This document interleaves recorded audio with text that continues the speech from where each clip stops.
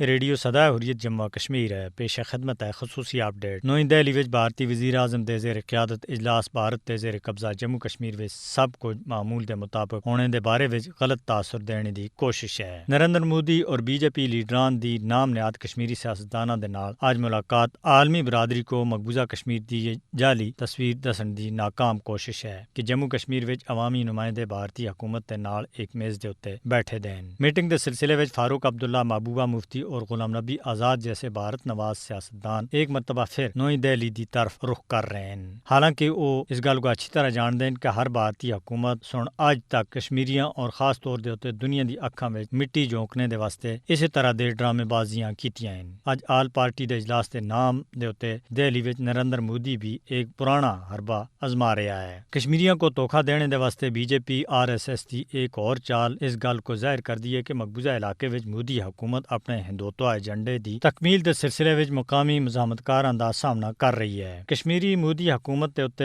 کسی بھی صورت وچ اعتماد نہیں کردے، کیونکہ جموں کشمیر دی خصوصی حیثیت کو ختم کر کے مودی سن براہ راست کشمیریاں دی شناخت ختم کرنے دی کوشش کیتی ہے۔ کشمیریاں دے حقیقی نمائندہ جن دی اکثریت بھارتی جیلاں وچ غیر قانونی طور نظر بند ہیں دی شرکت تھی بغیر کوئی ملاقات یا گل بات مسئلہ کشمیر دے حل دے واسطے معنی خیز نتیجہ نہیں کٹ سکتی۔ آج دے نام نہاد آل پارٹی میٹنگ تھی جموں کشمیر کو کے مل سی جد بھارت سن جموں کشمیر دے آئین اس تے جھنڈے اور عوام دے تمام حقوق کو غصب کر کے کشمیریوں دی تذلیل کیتی۔ بھارت دی اپنے وعدوں کو توڑنے کشمیری عوام ادھر تک کہ نام نہاد جمہوری نظام میں شامل اہلکاراں دے نال غداری کرنے دی ایک تاریخ ہے۔ 5 اگست 2019 کو بھارت دی دھوکہ دہی ایک بار پھر دیکھنے وچ آئی جد اس سن جموں کشمیر دی خصوصی حیثیت برقرار رکھنے دے واسطے اپنے وعدے کو توڑیا۔ مودی حکومت سن بھارتی آئین دے آرٹیکل 370 اور 35A کو منسوخ کر دیتا اور جموں کشمیر دے آبادیاتی تناسب کو بٹان دا عمل شروع کیتا۔